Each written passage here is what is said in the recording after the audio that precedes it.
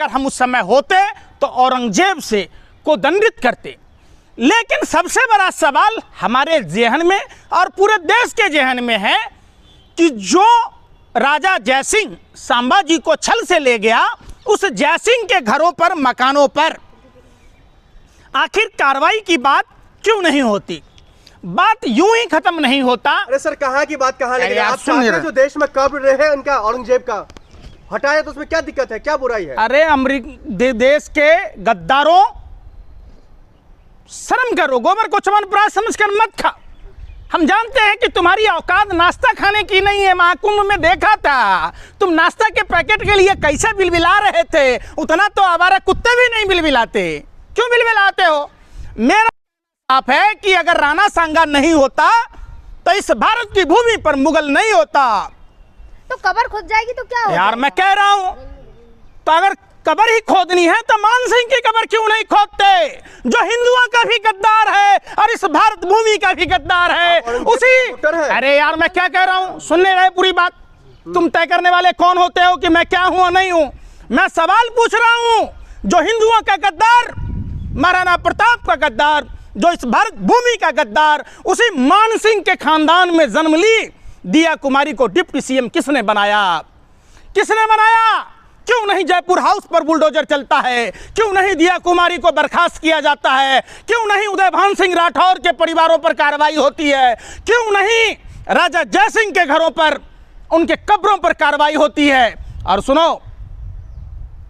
एक तरफा भांड की तरह चंद पैसों के लिए मुजरा मत गाया करो।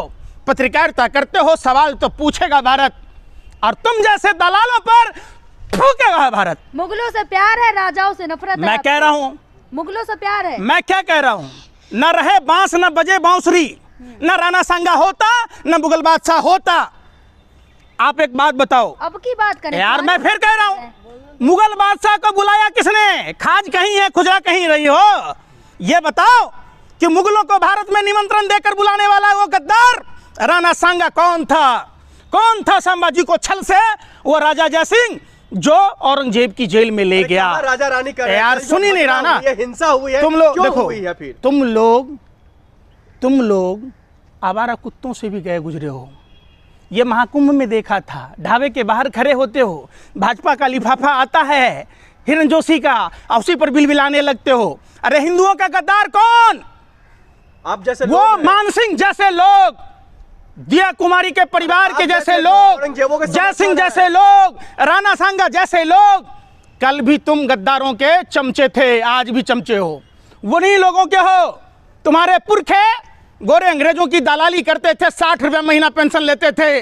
तुम्हारे पुरखे गार्ड की नौकरी लेते थे, और तुम भी आज भी विदेशी फंडिंग लेकर देश में नफरत का जहर घोल रहे हो। सवाल है कि हिंदुओं को खतरे में डाला कौन? कौन मुगलों को बुलाया? उस पर कार्रवाई क्यों नहीं होती?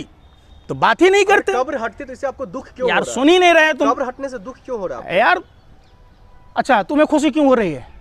तुम इतने उछल क्यों रहे हो? अरे कितना खाए हो? अरे सत्ता के दलालो हब्सी हो, बताओ तो सही, कितना भाजपा टीएसएल वालों ने पैसा दिया है? 24 घंटा सिर्फ नफरत की बात कहते हो, बेरोजगारी की बात नहीं करते, चाइना की बात नहीं करते, महिला सुरक्षा की बात नहीं करते। अरे बता दीजिए ना, अपनी महिलाएं स्नेहा कुशवाहा के साथ क्या हुआ? बनारस में क्या हुआ? अरे भाई मैं कह रहा हूं, सुन लो, बिहार की उस महिला के पैरों में 10-10 किले ठोकने वाला कोई मुगल नहीं था। उस कोमल पासवान के बारे में बता देते। जो भी हाल फिलहाल में घटनाएं हुई है, दबंगों ने होली नहीं खेलने के कारण उस पासवान बिटिया के साथ क्या हुआ? वो कोई मुगल थे?